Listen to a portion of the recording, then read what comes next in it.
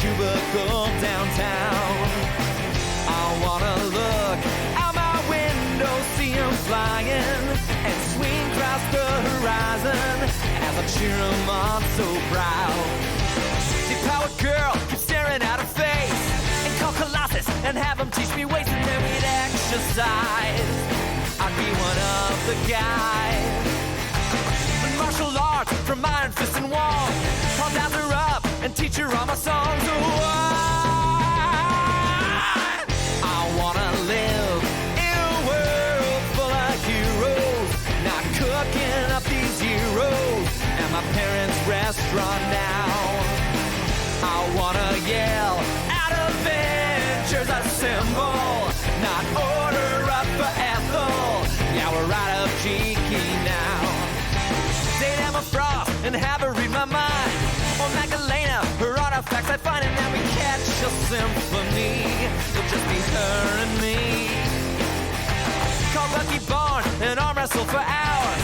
There's NMA and bring her lots of flowers. Oh,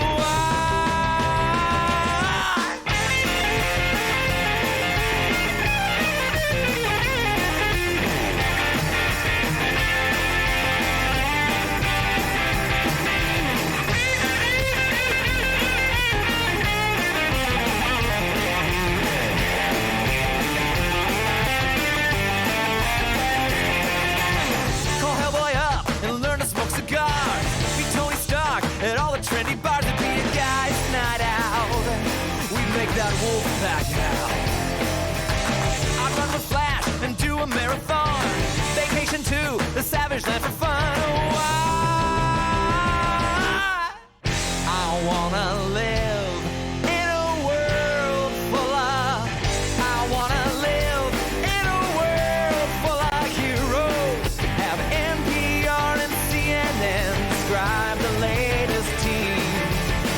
I wanna tuck my kids inside and read them stories of superhuman glory while the sleepy faces beam. Go!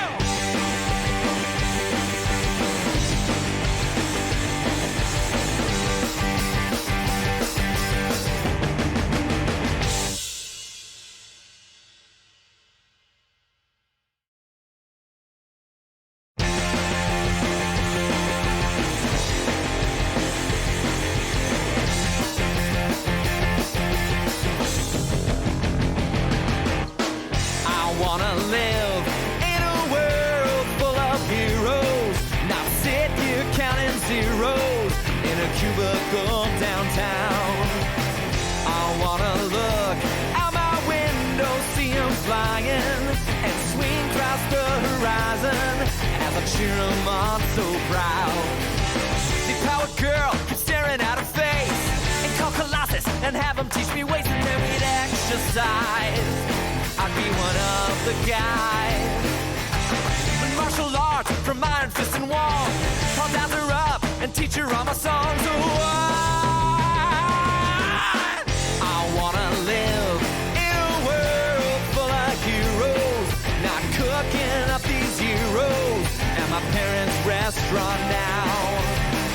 I wanna yell out Avengers assemble, not order up for Ethel. Yeah, we're out of cheeky now.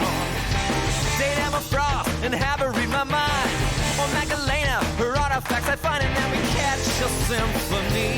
It'll just be her and me. Call Bucky Barnes and arm wrestle for hours. There's NMA and bring her lots of flowers. Oh,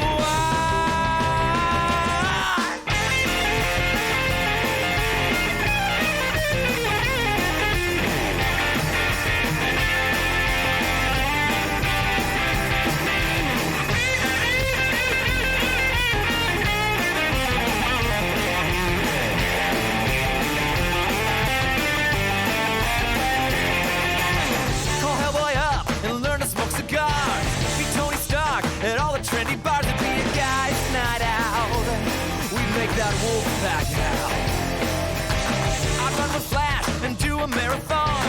Vacation to the Savage Land for fun. Oh, I wanna live in a world full of. I wanna live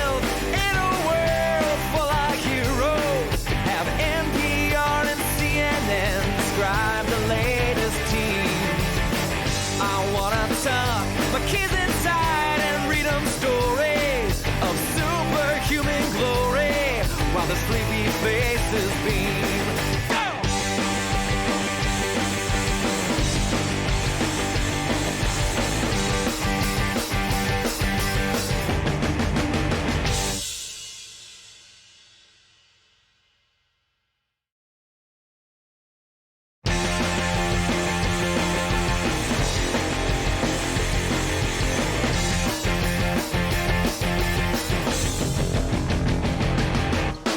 I wanna live in a world full of heroes, not sit here counting zeros in a cubicle downtown. I wanna.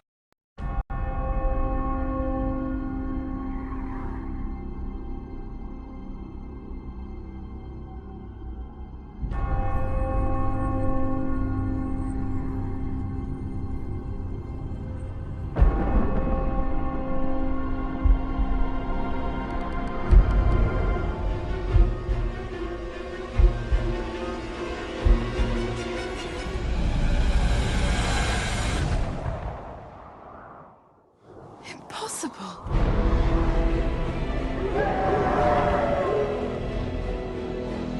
Take them. There is a prophecy that 2 sons of Adam and 2 daughters of Eve will appear to defeat the White Witch and put an end to this 100-year winter. I think you've made a mistake. We're not heroes. There's no mistake. Aslan is on the move.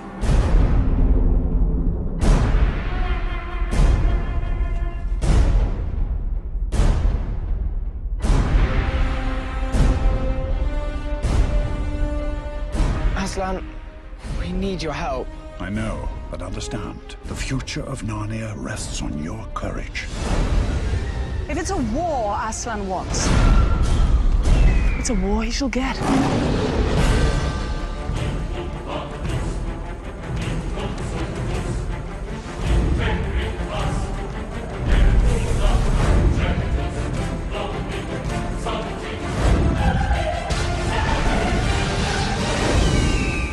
They come in numbers far greater than our own. Numbers do not win a battle. No, but I bet they help.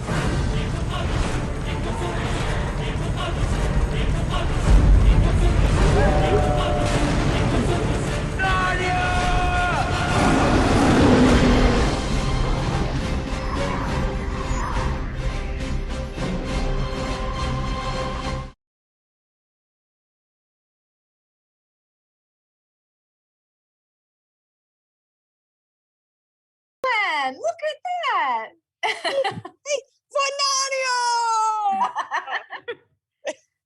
Oh, no audio apparently.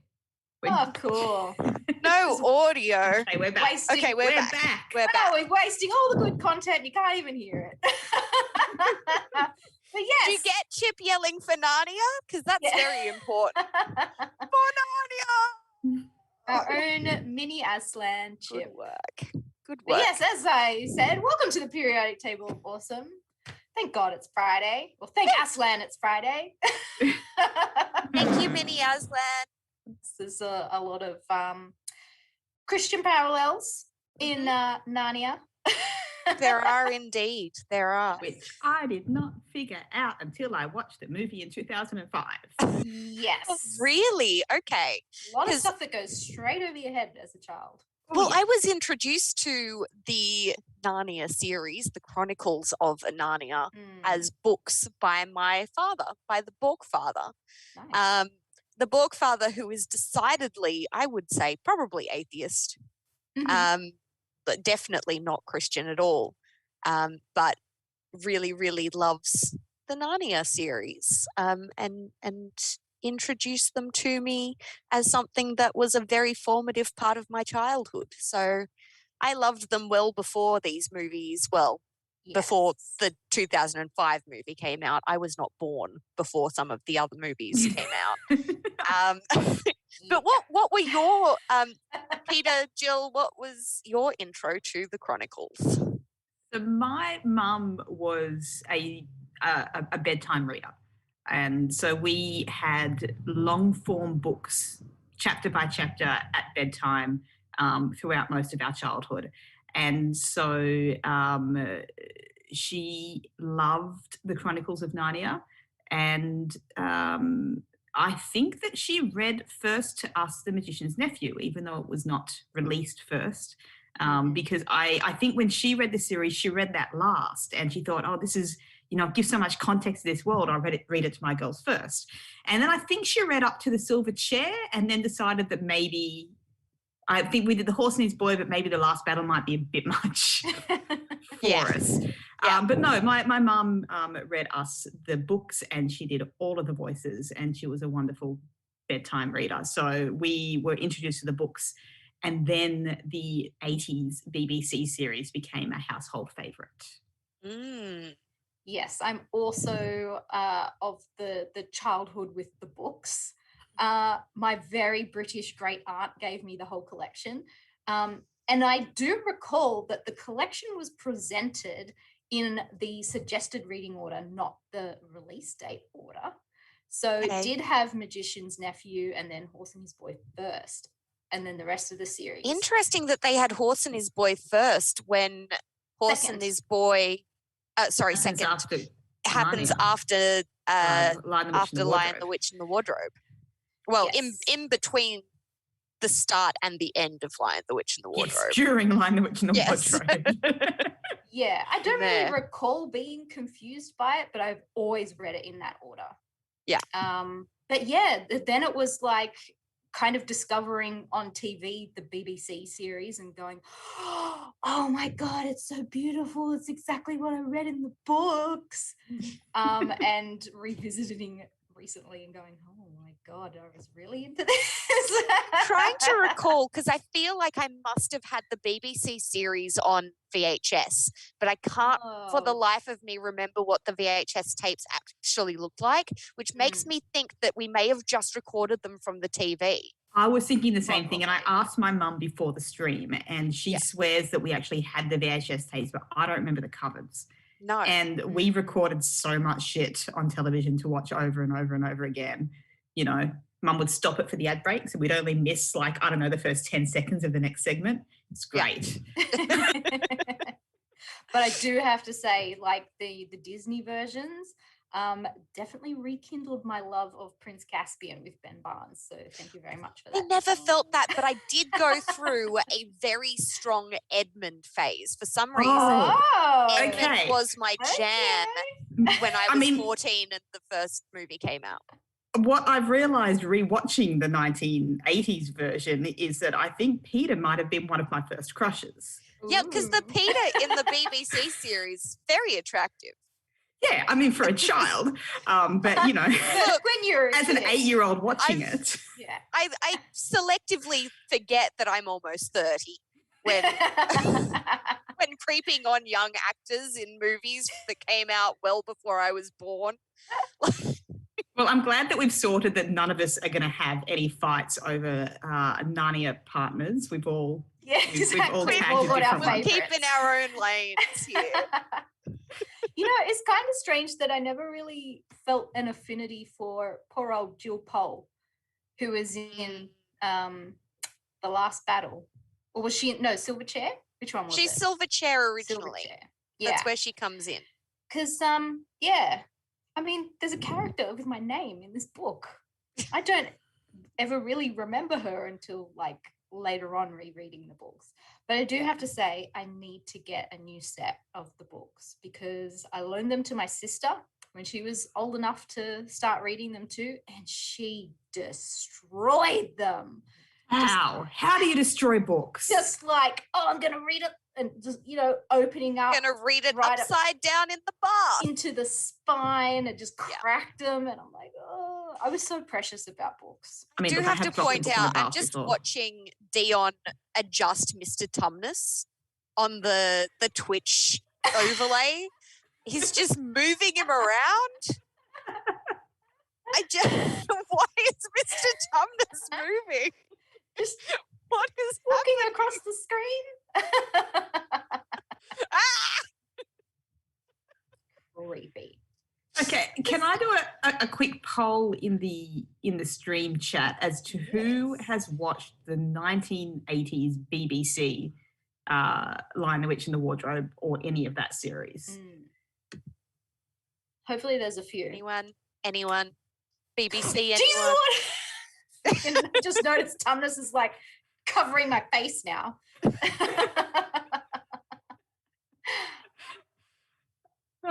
Yeah, okay, so the BBC, so Peta has watched it. Cool. I mean, okay, so I rewatched it, and Jill, you said that it didn't really hold up. Look, I did try to rewatch Voyage of the Dawn Treader, and Caspian was not doing it for me. So I'm like, no, I'm going to rewatch Lion, Witch and the Caspian's Wardrobe. not hot in the BBC series. He's not. No, he's not. But the BBC Lion, Witch and the Wardrobe is not bad. Like, it's not bad. I do like the fact that they tried to make the kids' haircuts look like the illustrations in the books. Yes, that made me happy. Very reminiscent of like the illustrations in the books. I really hope that Lucy grew up to get some dental work done. I noticed that and I was like, this is very British. Let it go. So British. Let it go. Oh my goodness. If the creature work on Aslan is not beautiful. That's one of the things that really So surprised me gorgeous. when I watched it again. I was like, you know what? I am kind of digging this Aslan more than I'm digging the CG one from the Look, 2005. the CG one is pretty cool, but Quinny pointed out that the Aslan was made by Jim Henson's Creature Workshop. Explains it all, doesn't it? There you go. Yeah, and I think that's definitely part of the magic of that original series and watching it as a kid, because it's like, oh my God, it's a real lion. Yes, although I do have to say that the beavers are slightly nightmare. Oh my God. On rewatch. The people in animal suits is terrifying. And if you go back to watch Voyage of the Dawn Treader, be prepared for a small person in a rat costume as Reaper Cheap, and it is terrifying. Yeah, I mean... When he says Jim Henson's Creature Workshop, is that not what I said the first time? Did I say some other? I thought you said Jim Henson. That's what I thought it was. I'm getting corrected in the chat. Stay in your lane, Quinny. You're not on this chat, Quinny. Just Jasper's asking if first of all, there's an argument as to whether it's 80s or 90s. It was made in the 80s. Yeah, the came out in VHS box 88. sets came out in 1990, so you probably watched it in the 90s in Australia. We do have the opening for it, so yes. If you feel like a nostalgia bomb, we'll throw to Dion. Dion, play that clip.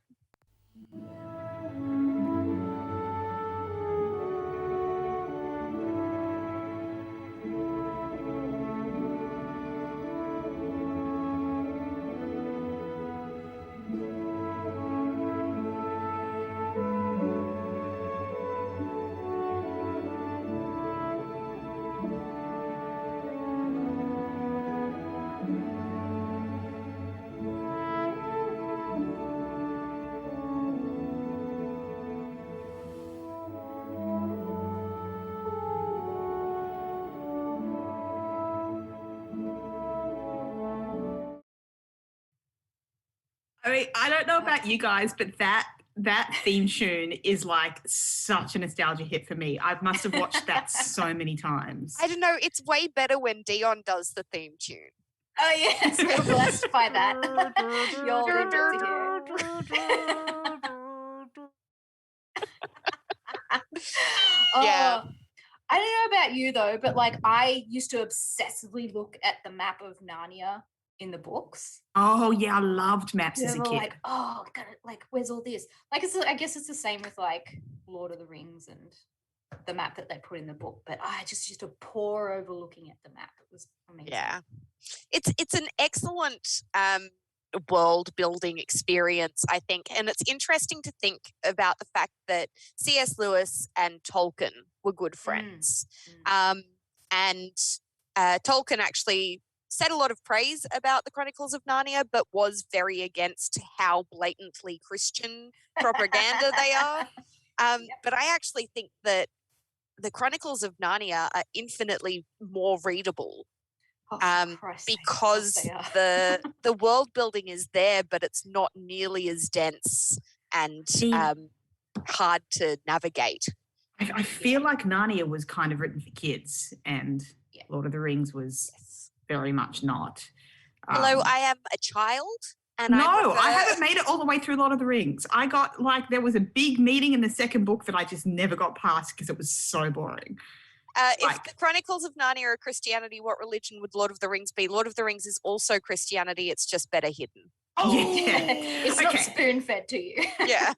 So let's talk about this because this is what happened. Of the new movies, I have only watched The Lion, the Witch, and the Wardrobe. And the reason I have only watched... we're fixing that. You need Caspian. No, okay, but here's what happened. So we've talked about, obviously the books were read to me and I loved the world. And then we watched the BBC thing and then I reread the books when I was a little bit older. And then, me being super excited for this movie and I saw it at the cinema and I'm sitting in the cinema and then an hour in, I'm like, is this a Jesus thing? Is Aslan fucking Jesus? Is this religious indoctrination of children? Aslan is not fucking Jesus. Aslan is Jesus. The White Witch that made me very really much sad. And I don't know what it was either about, well, probably my life experience, but also about, some of the way that film was shot that kind of suddenly made me be like, oh my God, it's one Liam of my Neeson. favorite fantasy You were things like, is Christian propaganda. Liam Neeson is Jesus. So then I got mad at it and I didn't watch the other ones. Aslan is indeed furry Jesus. Furry Jesus, yes. But okay. Oh no, I don't want to see fan art of that. No. Does that mean that because obviously, okay, I need to say this out. The White Witch is Rome. But okay, so the best scene in the books, in the movies, in anything is Reaper-Cheap going to Aslan's land, right? And it's heartbreaking. It's beautiful. It makes me cry. I cry every time. But Peter, does that mean that you did not understand what that meant?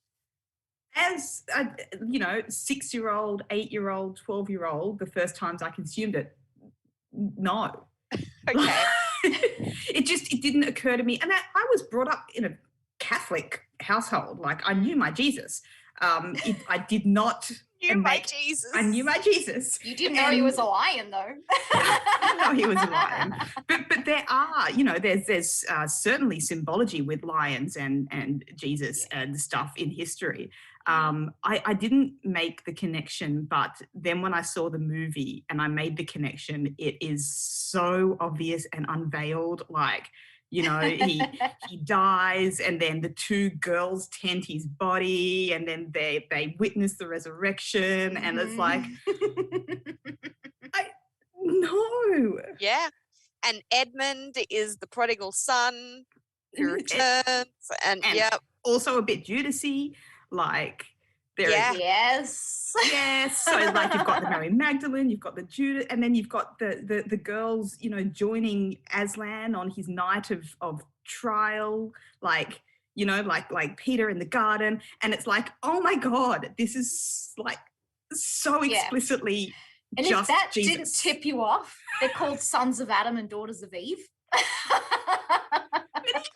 That just made sense to me. It's like a fantasy way of saying things. The fact that Lucy is always set out to be the best of all the children because she was the first believer. She had faith before anyone else did.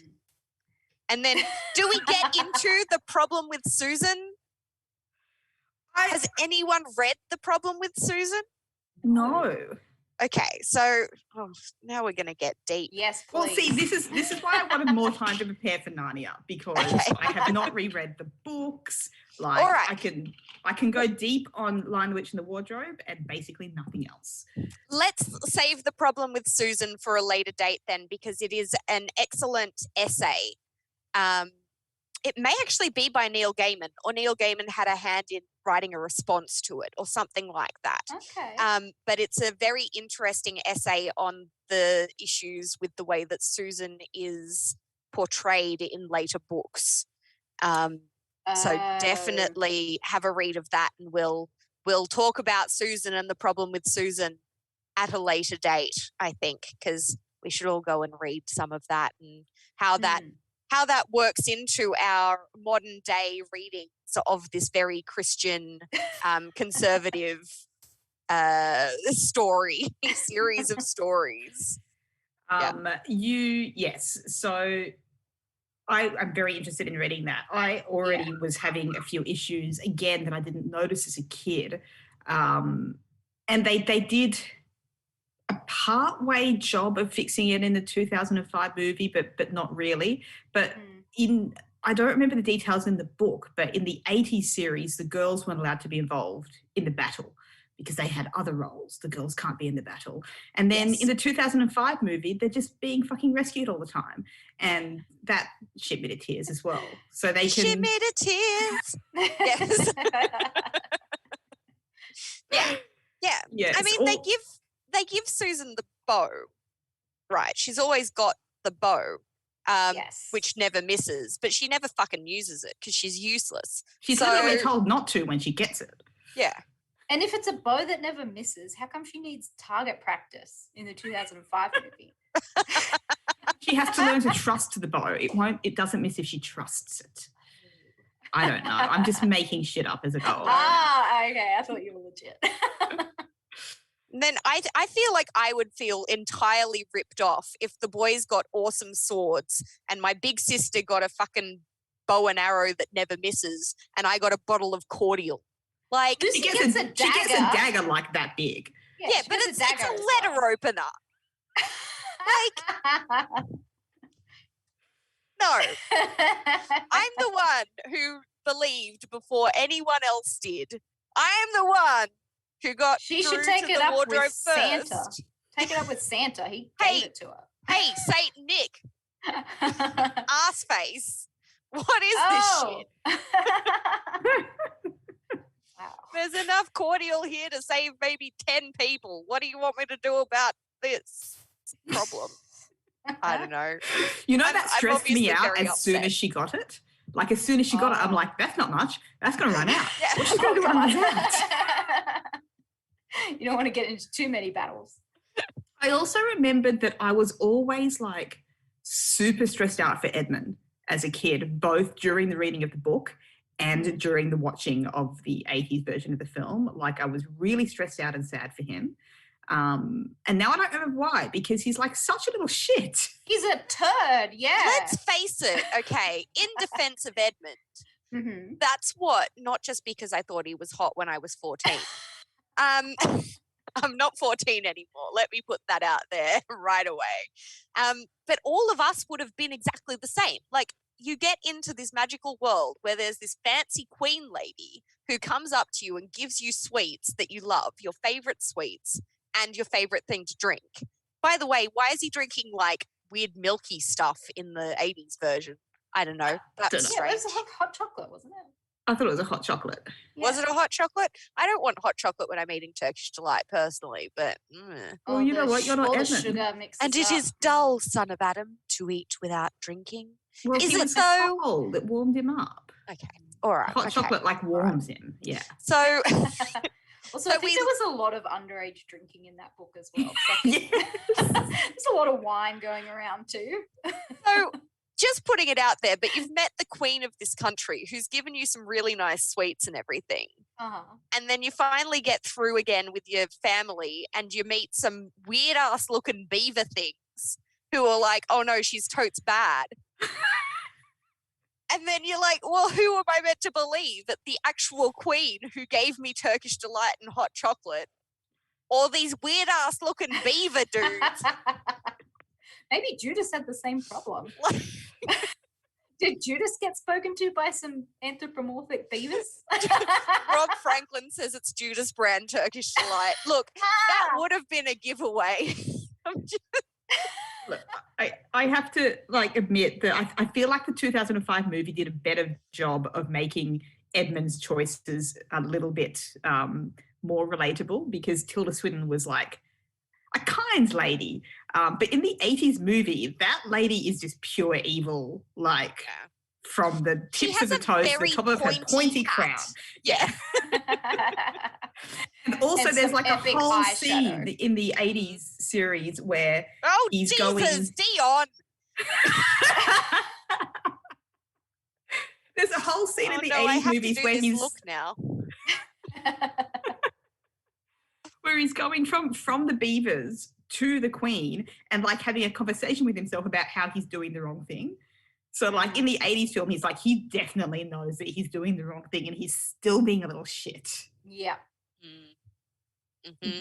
So I don't know but why he I really was so wants stressed that out for him. Turkish delight. He really wants it badly. I love Turkish delight, by the way, guys. Yeah, but me as a kid, too. I always thought it was the Cadbury one. Yes, with the chocolate. fries one. I love Look, the I'll fries eat that Turkish too. delight. I'll eat that. I'll eat the stuff that's actual Turkish delight that's covered A in pistachio one with the nuts in I it. don't is like good. pistachio. Oh, I don't like pistachio. You can have the pistachio one. I'll Alright. have the plain one. the rose Okay, water one. Great. Yeah. Yes. Good. take Glad all we of them. sorted that out. Yes. No fighting here. We've each got our character from the Chronicles of Narnia and our brand of Turkish delight. Perfect. Are the bestest friends, you guys. Thank you, Jill. So, I'm just remembering how much I was into the Edmund from the 2005 version. I was on a website that was like a pony simulator website where you owned ponies. Oh, God. And your stable could have like a custom cover to it. That's why I learnt HTML coding, so that I could create this beautiful cover for my stable. And so I created this beautiful cover that was all just photos of Edmund. Oh my God. That just reminds us how much younger you are than we are. It's 2005 was a little bit late for me to be having a crush on Edmund in the 2005 movie. It was like 2005. Oh, yeah. Yeah. I was they were children 14. and we were not. I was 14. Yeah, 14 is a perfectly reasonable age to have a crush on Edmund. Yeah, definitely. Yeah. Yes. Have you seen them now? Because on Disney Plus they have that series Prop something where they talk about all the different props from like Disney movies and stuff. Mhm. And they have this guy on the show that's like a collector of like a lot of memorabilia and has a heap of the stuff from Lion, the Witch and the Wardrobe. And so this guy that's like doing this doco show actually gets in contact with the whole original child cast that are completely grown up now and shows them all of their costumes from the film. And oh my God, the girl that plays Lucy, like she's a full woman now. She picks up the tiny little cardigan that she wore. She's like, oh my God, I was so small. I think they did a way better job casting Lucy for the 2005 version than for the She had 80s BBC Much version. better teeth. I agree. We're just teeth judgmental. I Oh, she don't had know the what worst overbite. Like, I felt bad for that girl. I was just talking like this the whole time. Stop it. That's just mean. You know, You're so mean. You know when you eat the teeth candy and you shove them up under your gum? Stop it, Jill. Oh my God. Oh, I have to probably, say- That poor girl. she's probably long dead by now. What? It wasn't that old. long Jesus Christ. She was like a She's child older in than I am. 1988. We were children in 1988. Yeah, but she's older than we were. Yes, and Jill, you're so close to death. Yeah, I am. I've got neck problems. Like, I'm seeing a chiro. Okay, I am going to do a Where Are They Now, though, after the show. Yes, Find out where definitely. she is. Definitely. See if she So, got some dentistry. Here's a good question, though. Yeah. If someone was just about to get into the Chronicles of Narnia, they've never seen it before. Yes. They've never read it and they don't want to read it. Okay, Ugh, They're they're dead not to me. they're not book people. they're Look, dead to me. Okay, look, not everyone's they're a good not going to person. be Let's go our with it. friends, Let's go with but it. Yeah. we need to. Okay, We okay. still need them to get into this particular world. Do we give them the BBC version or the 2005 version? It's got to be 2005. 2005. BBC It's- only works for nostalgia factor now. It's too Okay. BBC only works, I think, if you've read the books. And if you've read the books. Yeah. Mm-hmm. I was watching it thinking, I was just the same with me and Avatar earlier in the week. Like it would be like giving a me an Avatar if you don't already have a connection to the source material. I think it would be hard to get into something that's that dated, unfortunately. Yeah. And I have to say, like, I watched it yesterday, the 88 one, and it's really hard to get into again.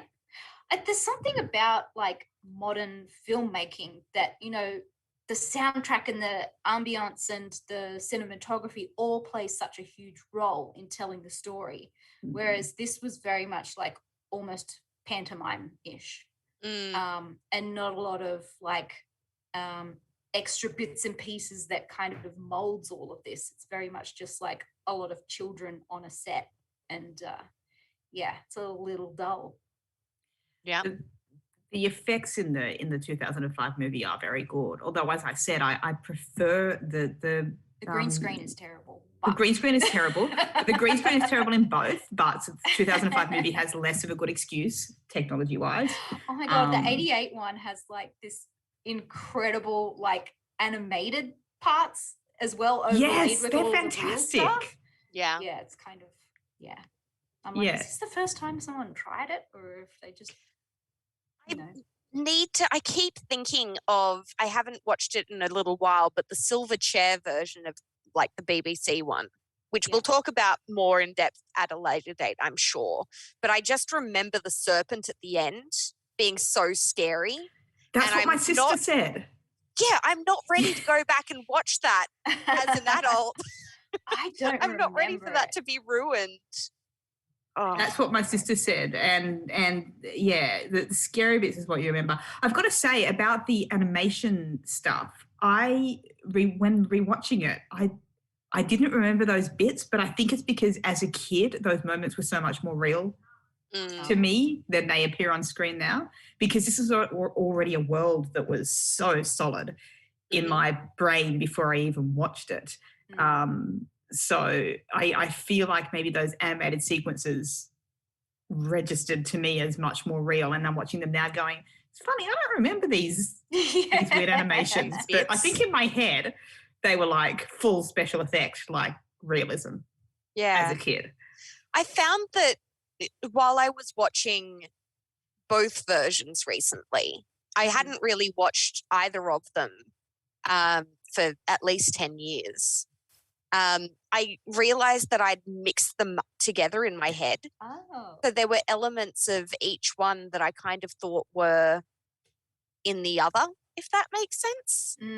And so when I watched the 2005 version again first, I felt like I'd missed bits. I was like, did they take things out of this?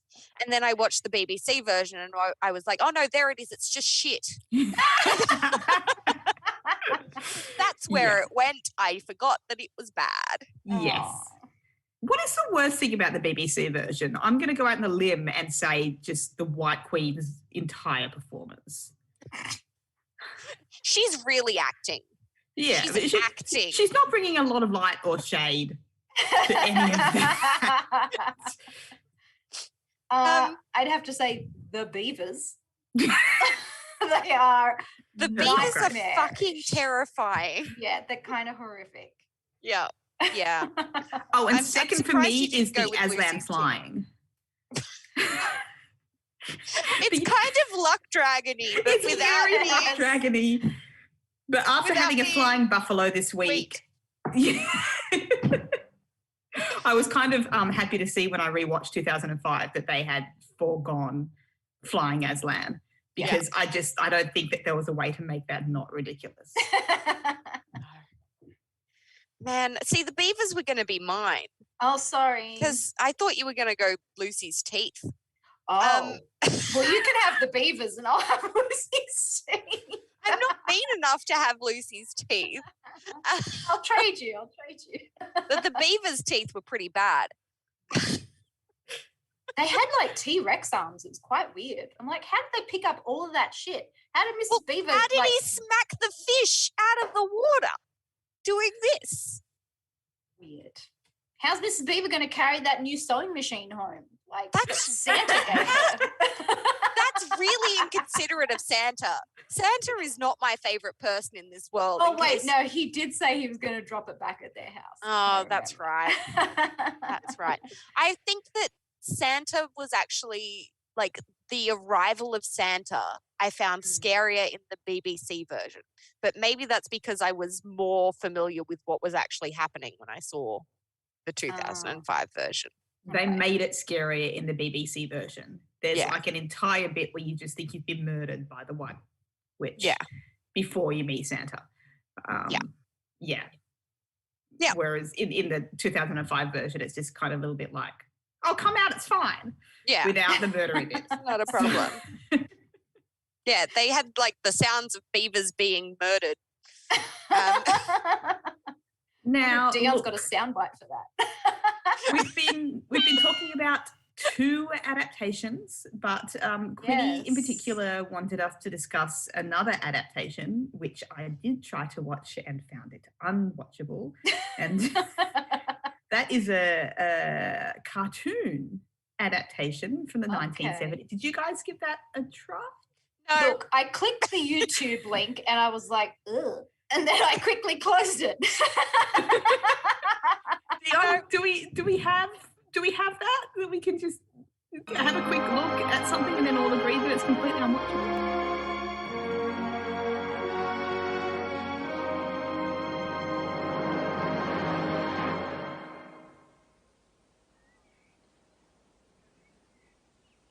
Go on. No, you first.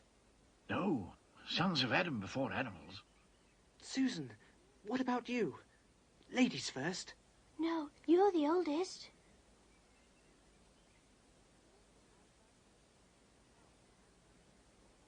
Aslan, we have come.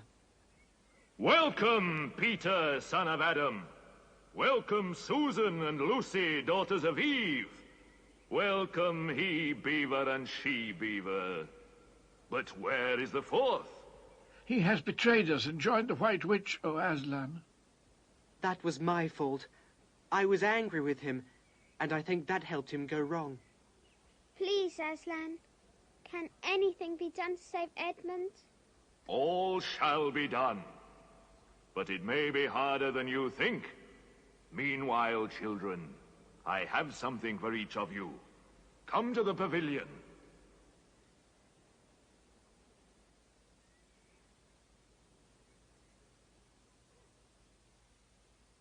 You may remove your coats. Winter is no more in Narnia. Son of Adam and daughters of Eve, these are the tools of your destiny. The time to use them is perhaps near at hand. Peter, son of Adam, the sword and... I've got something for you in my pavilion. It may be harder than you think. What was that? That was awful. It was so bad. It looks... I love how, like, female versions of animals have to wear a skirt so you can tell that they're a woman. Well, I mean, those beavers were... If anything, they were worse than the BBC version, and I didn't think that was possible. Oh, my God. Yeah, so I attempted that one. To be fair, I have watched about 6 hours of Narnia today, and trying to add that onto the top of it might not have been a good idea. No. I think that the coats on the children in that version just made them look like strange monks. Yeah, why are their coats tied up with rope? Like, weird. I don't know. It's interesting because animation can be used so well for magical worlds like Narnia, and they just managed to not. It feels very like Sunday school. Like maybe you'd watch that as a Bible story instead of forcing Jesus down someone's throat. It's like, oh, let's present Jesus as a lion for kids. Maybe they'll I like don't that. know, because I remember Veggie Tales from my Sunday schooling, and that was quality. What was it? Veggie Tales. I've never heard of Veggie Tales. Veggie Tales, Veggie Tales, Veggie Tales, Veggie Tales. You're not a cult Veggie did Tales you- person? What cult did you grow up in? What? I don't know It's that. not a cult, I swear. Oh Look, my God. I If mean, I it is had to it's do kind Sunday of a cult. school, if I had to do Sunday school, I don't remember it. I have had communion, like that's how Catholic my family was back then, but I don't remember ever doing Sunday school. I love that you think that you're super Catholic because you had communion. That's like as Catholic as I get. Okay, I went to church every week. Every yeah. Sunday I did Sunday school. They don't just give communion to anyone. You have to go to church. I They did come have to around go. and knock on your door and they're like, would you like some body of Christ? I did have to get my ass dragged to church. No, Thanks, I was Nan. at Rest in church peace. every Sunday for Sunday school, and then from the ages of about 13 to 16, I went to church 3 times a week. That's a lot of times. That's more times than I went. That was a lot of times. I was obviously looking for Edmund. Oh, God. Yeah. Like, that come the here, spin-off? Edmund, I'll save you. The spin-off to Looking for Alabrandy. It's like looking for Edmund. For Edmund. Oh, no. Oh. Next high school years. So I feel like Veggie Tales may have come through the church circuit a little bit later on, because After our time. have also never heard of Veggie Tales. can't And I have believe you've also never heard had of my VeggieTales. first communion, and I've You worn better a Google white it, Beck. dress. I'm and I Googling did Veggie things. Tales to Oh, find no, out I've when it just Googled started. Okay. It looks interesting. Yeah, see, we just The in most Sunday school- successful Christian children's franchise of all time. It started in 1993 and was at the height of its popularity in 99. There you have it. So there I you was are. well and truly renounced of Jesus by then. Jesus. I don't think I was still going to Sunday school by then. No. I think I was done with that. 99, I was 8. I was peak Sunday school years. Yeah. Well, I'd gone into an Anglican school by then, so as far as the Catholic Church is concerned, I was already going to hell. Anyway, religion. Aslan. Do you know something that I found really annoying in the 2005 movie? What? There's a bit in Is it apart from the fact that you realised that Aslan was fucking Jesus? Apart from the Jesus thing, apart from the destroying my childhood by like telling me that entire fantasy world that I loved was actually just religious indoctrination. No, apart from that, there's a scene where Edmund and Peter are like practicing their swordplay on horses, which like how did these London kids very quickly get so good at riding horses? But B, like there's a bit where Edmund goes, "Whoa, horsey," and the horsey turns around and says something along the lines of, "Oh, my name is Frank." But I'm sorry, if the horse can talk, Philip, you should have asked Philip's permission to mount him if you've got a talking horse. Like how you should ask permission to mount him. Yes. Like, Always can ask chat for to you. consent before mounting someone. The horse's name is now Henry Crabgrass for all of you critters out there. If I've learned nothing from the Ober Newton fantasy series, if you have a talking horse, you really need to get its consent before, putting a saddle on and giving it a ride. And that just bugged me a bit. Why did Philip not introduce himself earlier? Yes. All the other animals talk. It's true. This is true. Yeah. These are the things that you think when you've just watched 6 hours don't the of fish Narnia. talk? The fish that the beavers are eating talk. And then does that mean that everyone has to be vegan because you can't eat things that talk to you? Basically. I mean, that's how it works in Ober Newton. Yeah. Yeah. But then you can't be vegan because there's also dryads and naiads. And Oh my God, we're just screwed. Everyone's going to starve. We all just live on the love of Aslan. I mean, are we starting a cult now? What's going on? Drink his Wait, it already cordial. exists. Drink the magic cordial and eat the Turkish delight. There is a cult. It's called Christianity. Yeah. That's it. That's existed for over 2,000 years. Well, yeah. The longest running cult in history. I think there's probably longer running cults than that. Religion's been around a lot longer than Christianity has. Yeah. Yeah. Oh, now I'm getting sad about the Jesus of it all again now. Jesus of it all. The Jesus of it all. I have to admit, watching, because I only watched it that one time and then got angry at the entire thing and did not consume any further Narnia since 2005 until today. And I have to admit, watching the 2005 movie again, it's not bad. It's actually a pretty good adaptation. Yeah. No, it's not bad. I was actually a bit sad when they stopped at the third one. Yeah. Yes. Because the production value is great. It's definitely there. Yeah. It's a Except thing. for the shitty green screen. Except for that. Yeah. Yeah. I think that there are a number of Narnian stories that never get told that are actually my favourites, and it makes me really sad that the ones that everyone focuses on are the Pevensey children, because I think they're actually kind of dull. Yeah. I mean, they're fine. And, you know. I understand that it's technically like the first book, and so that's why it always gets adapted. And then they only ever go up to like Voyage of the Dawn Treader because like that has the Pevensey kids in it. But the rest of the world is just so full and rich and amazing. The BBC series goes up to the Silver Chair. Yeah. And So then it's it stops. done. So it's 4. It's 4. Yeah, it's one after Dawn Treader. Yeah. So no Horse and His Boy, no Last Battle, no Magician's Nephew. And the Horse I'm and His missing Boy one. is the best one. That's when we start to get introduced to probably Islam. Yeah.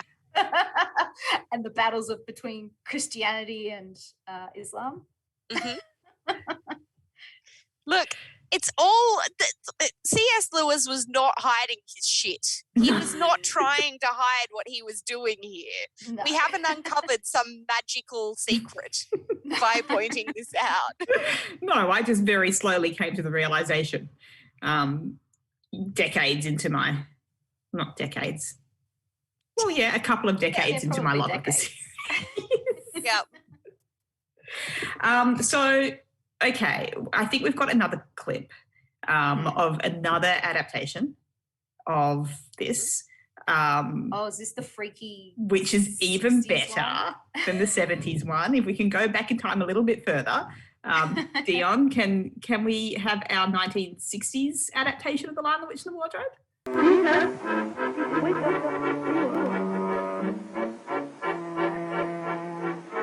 Susan, little daughter of Eve, wake up. Here you are. There. Lucy. Dear little one. Here you are. Good morning. And a very good morning it's turned out to be. Oh, thank you, Mrs. Beaver. Why, you were so kind to us. Ah, goodness me, it's nothing. Mrs. Beaver, look as if you had a secret. Oh, it's no secret. They've got him. Him? Who? The second son of Adam, your brother. They rescued him and brought him back to the camp late last night. Oh, please. This is wonderful, wonderful. What a relief. He's all right. I mean, she hasn't hurt him or anything. Oh, he's fine. In fact, he's outside at this very moment. Aslan is talking with him. Aslan! There is no need to talk about what is past. I'm sorry I've caused so much trouble, Peter. I didn't mean to be such a nuisance. Or so unkind to you, Lucy. We were so worried about you, Edmund. Sire, there is a messenger from the enemy who craves audience. Let him approach.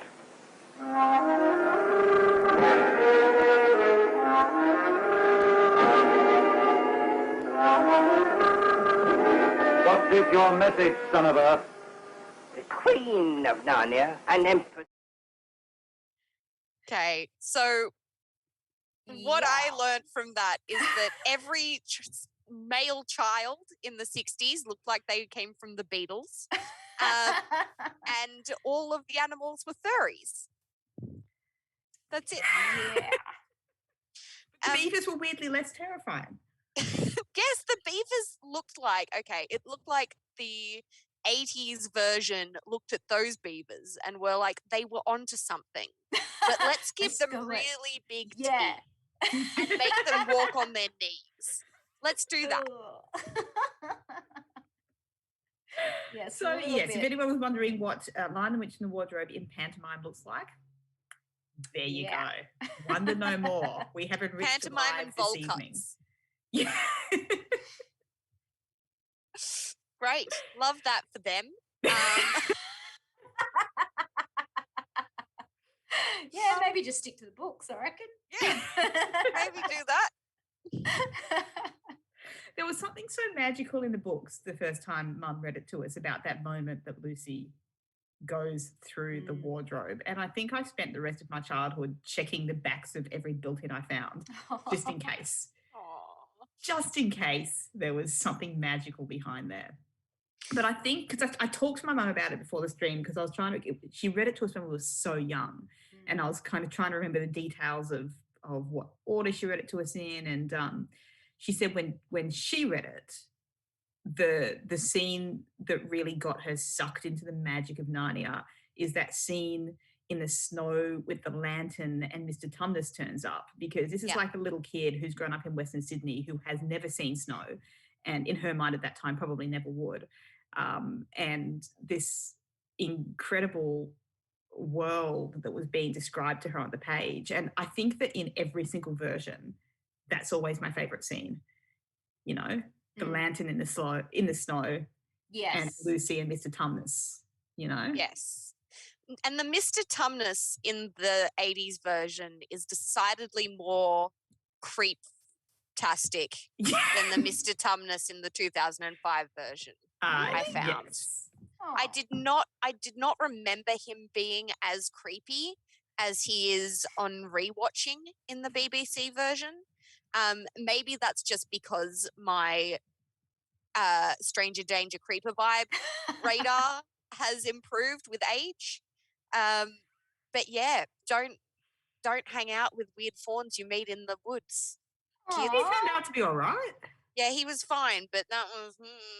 I've never had a bad vibe from Tumnus except for McAvoy's one. Oh, really? You had bad McAvoy vibe. I did have bad McAvoy vibes. I mean, did you watch this before or after Split? Oh, I haven't seen before. But no, it was very much like, oh, do you want to come to my place for tea? Oh, there's going to be like heaps of food. Dion, stop putting Tumnus's crotch near my face. He was definitely very more, I'm pressuring you, you can't say no kind of Tumnus. Mm-hmm. Yeah. Mm-hmm. Whereas like BBC Tumnus was kind of like, oh, I've made a new friend. Do you want to come around for tea? Oh, sure. All right, I'll come around for tea. You just like the British accent, the hardcore British accent. My question though is, it's so cold. All right. It's so cold. He's got that scarf on. That's doing shit. Okay. His nipples must be so pointy that you could cut glass. Yeah. I was beginning to wonder if McAvoy had prosthetic nipples on. Because they were not pert. I have to say, I couldn't stop thinking about that in that scene either. I'm like, why? Just put on some clothes. It must be so cold. Yes, pointy nipples. He's got no goosebumps. Those nipples are flat. Yep. Flat fawn nipples. Ew. We broke Peter. Peter, oh, this is the most beautiful scene in the book. You guys, flat four nipples. Nipples. Look, I think Predator has just ruined it for me where he's like Winnie the Poohing that shit. Wearing a scarf, just Tumnusing. In his defense, says, I believe it's Dion, in there as the Oh, periodic yeah, table of yeah, awesome that McAvoy is Scottish. So, you know, he's probably That's used to t-shirt weather for Winnie him. the Poohing in the Yeah. snow. He's getting those cloven hooves out, you know. His clippy cloppies and his pointy nip nips. I thought you were going to go clippy cloppies and flippy floppies, but After a bit, I also got a weird vibe from McAvoy's done this, but it was still a beautifully shot scene. Yeah. I mean, I don't think I can ever go past looking at one of those classic lampposts and not ever think of Narnia.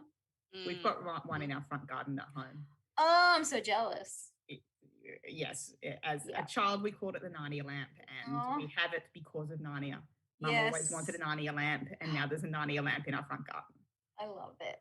Do you know like the weird thing about all of like the discussions that we have around here and then talking to my parents about it? I have realised that my mum is the nerd in the family.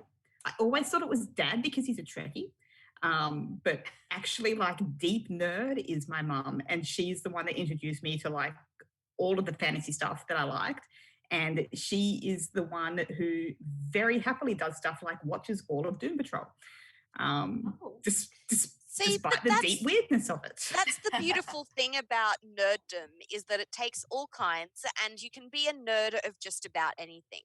And so I think there's this very big kind of misconception that nerds are the Trekkies or the comic book collectors and that sort of thing. And sure, they can be nerds. That can be what a nerd looks like. But nerds can look like anything, and they can be anyone. They're there next to you right now. There's a nerd in your ceiling. Oh, God. You never know when a nerd might be lurking. Just FYI, the three of us all live on our own. And now Beck has implanted that into my mind, that there is a nerd in my ceiling. I don't live alone. I have Aslan. Oh, we're not allowed to leave our houses either. So it's like we can't get away from the nerd in the ceiling. We're locked in here with the nerd. I don't live alone. I have Aslan with me in my heart. Oh, wait. The nerd was in me all along. Yeah. Wait, are you indoctrinating me now, Beck? The nerd in the ceiling won't get you if you take Aslan into your heart? You'll never be alone, Peter, as long as you keep Aslan with you in your heart. Narnia was with you all along. Poor Narnia. The real wardrobe is your mind.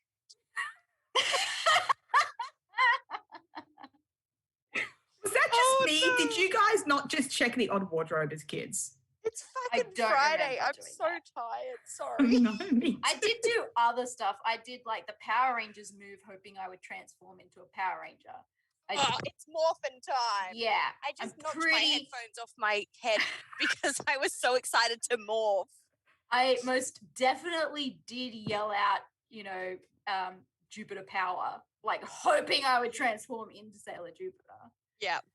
But I did not look in wardrobes. I put salt around my doors and windows because I was scared of ghosts. Wow. Oh, I didn't learn the salt trick until Supernatural. No, I learned it way before Supernatural because I had like weird books and stuff about ghost hunting. I went to church and I had ghost books. It was a weird dichotomy that I had going on in my childhood. No, I believed in ghosts. I just thought that the crucifix that I wore would just save me from the ghosts. You know, talking about God being with you all the time. Yep. Aslan in your heart will come out and scare away the ghosts. Oh, also hiding under the covers. Very effective. Still an effective ghost repellent. Yeah. Yeah. Oh, you can't move though.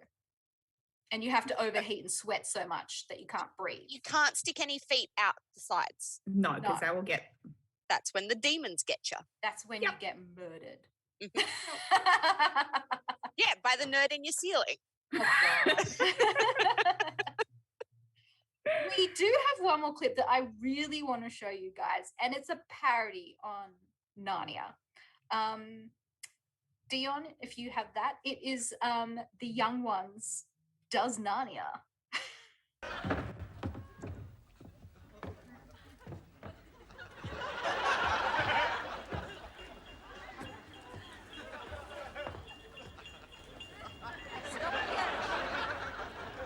Look, Your Majesty, a young fawn. That's not a fawn. That's a man-child, son of Adam. His presence signals danger. It's the prophecy. Silence! We must question him. Hello, little boy. What's your name? Vivian! What a lovely name. Come, sit next to me, child. Have some Turkish delight. Spotted. It's not me. That's revolting. That's revolting. People like you should be put in little boxes tied up with string and left in small, dark rooms without any electricity. Who says? For a month. Who says? She does. I do not. That's a lie, Shirley. Shirley? Is that your name then, Shirley? Well, it's better than Vivian by a long Oh, yeah. Vivian's a Shirley. stupid name. I never heard of anybody. Would you like some Turkish delight, my child? Not particularly. You got any kebabs? Sweetheart, you eat the Turkish delight, or you'll find yourself in the rockery holding a fishing rod. Look, I'm in a bit of a hurry, actually. You see, I'm trying to hide from someone. You haven't seen a Rigby sociology student being chased by a lion, have you? A lion? Well, if you do, don't tell him I'm hiding in this tree over here, okay? No, wait, man-child, I command you to wait. Stop him, Shirley. Your Majesty, he said a lion. It's the prophecy. Oh, what is the bloody point? No Turkish delight, but I'll have a kebab. Go for a kebab. Honestly, if that White Queen offered me anything, I'd probably say yes. She's my favorite White Queen that I've ever seen. I think that just about wraps us up. Have we outlined The Witch in the Wardrobe ourselves? I think so. So I think, like, you got to go and watch it again, everyone. Go watch the BBC version. Which is on YouTube. Somebody has randomly uploaded it because you cannot get it anywhere else. I tried the normal channels. The normal channels being the Pirate Bay. No, for me, it's every streaming service that I am signed up to. No, I tried all of the normal legal channels. You cannot buy it. It's an irrit. But luckily, somebody has popped it up on YouTube along with the others. I will be rereading the series from now, I think. I think I'm going to start with The Magician's Nephew. Yes. Because my it has favorite book. It has been more than, well, it's been a while. They're surprisingly easy to read now that we are old. Yes. Yes. You know what though? I want to get the audio versions because the British cast that read them, Patrick Stewart narrates the last battle, and I want to read. I want to listen to that. Yeah. Ooh, actually, I would listen to that. I'm going to do an audio reread, but I do want to get a really lovely hardbound collection. I'll do an ASMR read for you. Amazing. Amazing. An entire novel as an ASMR read. Just sounds like an incredible not just idea. an entire novel, the entire series. The entire Chronicles. We'll start at the very beginning. Yeah. Make sure that's what I want to do. I'm gonna. I will reread the entire series, and then I would like to watch the remaining films that I refused to watch after my realization. The Disney ones. Watch the Disney ones. We'll come over and watch Caspian with you. Yes, that would be amazing. See, it's not lockdown's done. It's once lockdown is over. It's not Caspian as in we won't come over and watch Prince Caspian with you. We're literally just coming to watch Caspian the character. Yes. Excellent. And I don't know, maybe when we've all done that on another Friday night, we can have another catch up on the rest of the Chronicles if we feel more like Narnia it at some point. Business. More Narnia business. Missy says, who's doing the audio versions? Well, Patrick Stewart is doing The Last Battle, but I'll do all the other ones. You can find, they're all on iTunes and probably wherever you get audiobooks. But I'm too cheap to sign up to. You can use my Audible subscription. Oh, thanks. Yeah. You're welcome. You're welcome. Well, I Missy hope has you... just joined. Oh, Sorry, Missy. Oh, yes, and we will discuss the problem with Susan next time. Next time. Yes. Next Yes, time. So once we've please all go done our do your required reading. research. And someone, it may have been Predakanga, may have been Angel's Devil 89, worked out that it was indeed Gaiman who wrote The Problem with Susan. Okay. Yeah, I'm going to go and read that. Yeah. Yeah. But we will talk about the rest of the series next time. Yes. Yes. So, everyone, I hope you have and a we'll give you guys some weekend. notice so that everybody can reread the series. And Yes. Well, now that the we're doing films. these things for like the whole month to come, you'll have plenty of advance warning. Yeah. But thanks for coming to hang out. Thanks for Thanks hanging for out hanging with us out. this Friday. None of us can stop it, so we're just going to keep talking. And Yes. Everyone has a lovely weekend. Yes, have the best weekend ever. Everyone who is still in lockdown, please stay safe. Those who aren't in lockdown, I don't know, do your thing. Yeah, I'm jelly. Yeah. Very we love jelly. you. Bye.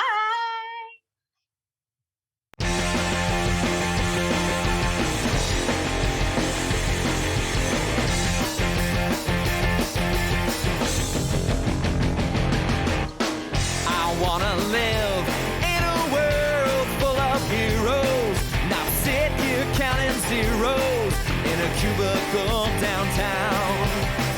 I wanna look out my window, see 'em flying, and swing across the horizon as I cheer 'em on so proud. The powered girl keeps staring at her face, and call Colossus and have him teach me ways, and then we'd exercise. I'd be one of the guys. Martial arts from iron fist and wall.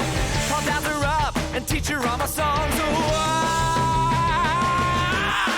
I wanna live in a world full of heroes, not cooking up these heroes at my parents' restaurant now. I wanna yell out Avengers assemble, not order up for Ethel. Yeah, we're right up cheeky now. Date Emma Frost and have her read my mind. Or Magdalena, her artifacts I find, and then we catch a symphony. It'll just be her and me. Call Bucky Barnes and arm wrestle for hours. Visit NMA and bring her lots of flowers. Oh,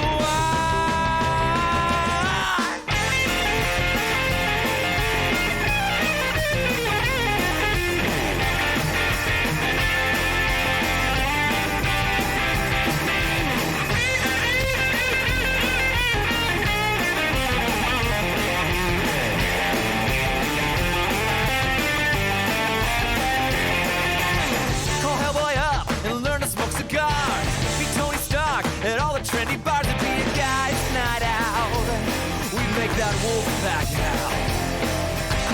I'd run with Flash and do a marathon. Vacation to the Savage Land for fun. Oh,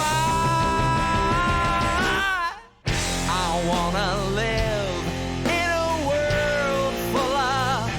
I wanna live in a world full of heroes.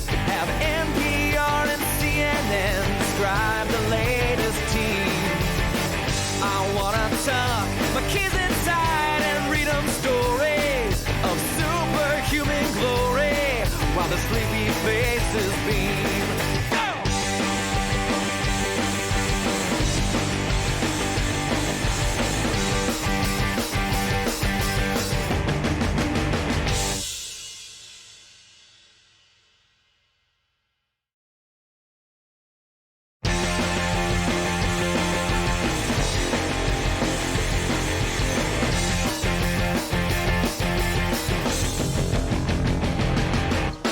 I wanna live in a world full of heroes, not sit here counting zeros in a cubicle downtown. I wanna look out my window, see 'em flying, and swing across the horizon as I cheer 'em on so proud.